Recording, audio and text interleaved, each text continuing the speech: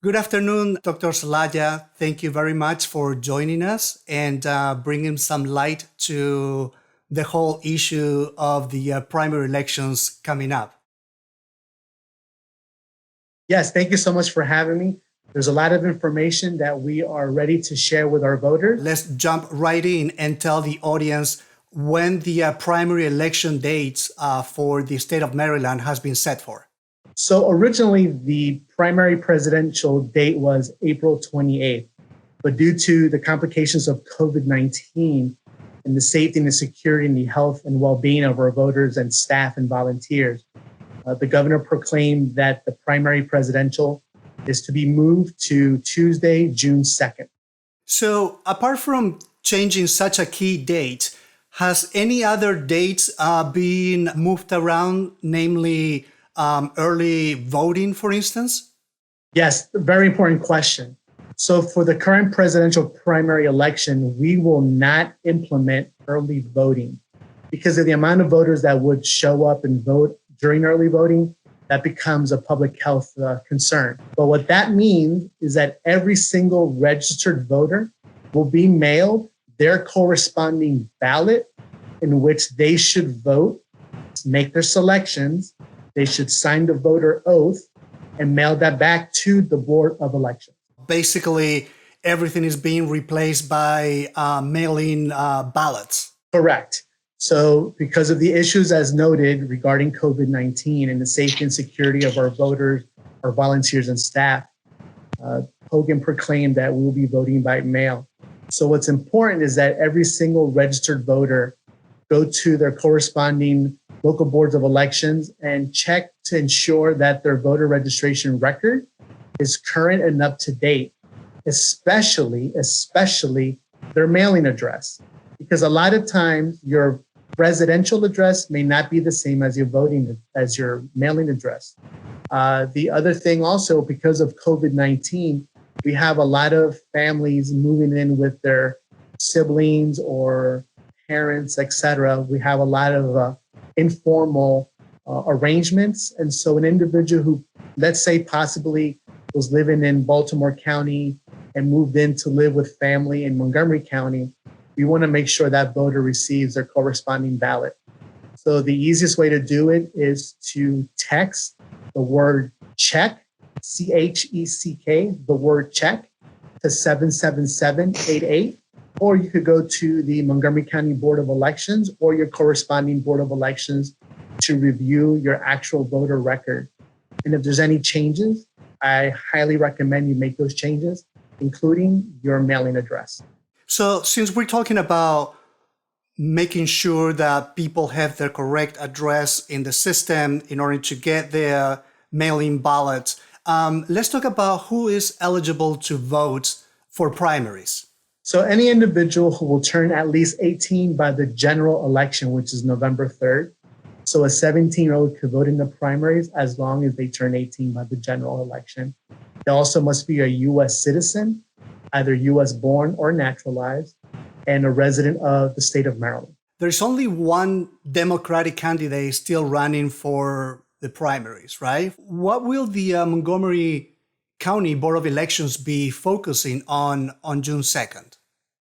Well, keep in mind that the presidential ballot is not just the nominee for the Democratic Party. There's also school board contests in each of the corresponding ballots, and also candidates or delegates for the convention or the caucuses for the corresponding parties, whether they're Democrat or Republican.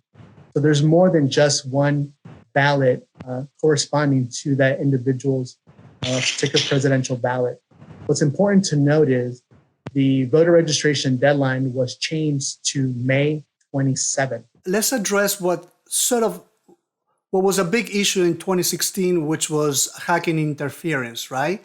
Tell us a little bit of what the Board of Elections does in order to ensure that residents' votes are protected from hacking interference. Just like in 2016 and 2018, our scanners, which we use to scan the ballots, are not connected to the internet. We do not jump on Wi-Fi. So the results are shared with the State Board of Elections directly. And then once those are confirmed, they are released to the public via our website. So the issue of hacking, no, it's nil. What's important is that individuals ensure that once they receive their ballot in the mail, that they vote their ballot. And it's important that they sign the voter oath on the envelope. It's an affirmation that the individual who voted that ballot, who mailed that ballot, is that voter. So make sure that they sign it and that they mail it back to the Board of Elections.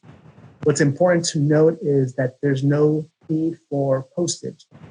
Paid postage has been covered by the local boards of elections and the state board of elections, so there's no need to add any stamp.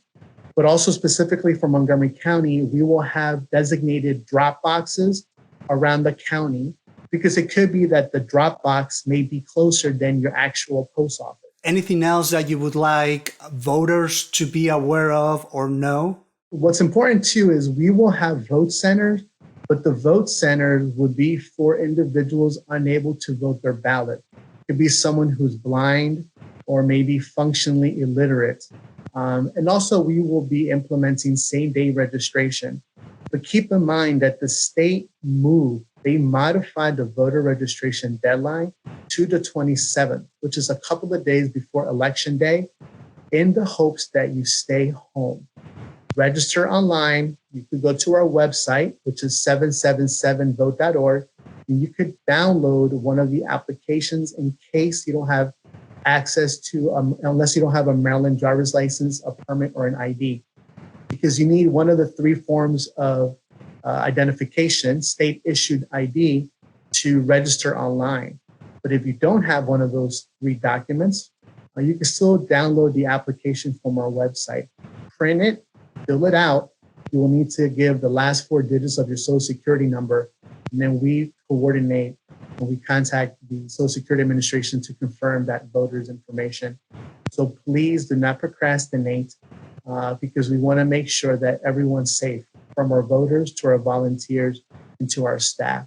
But we're all in this together.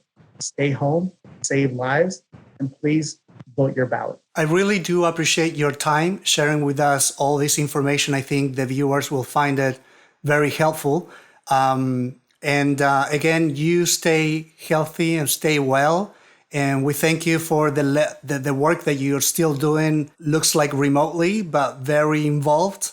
And we appreciate that.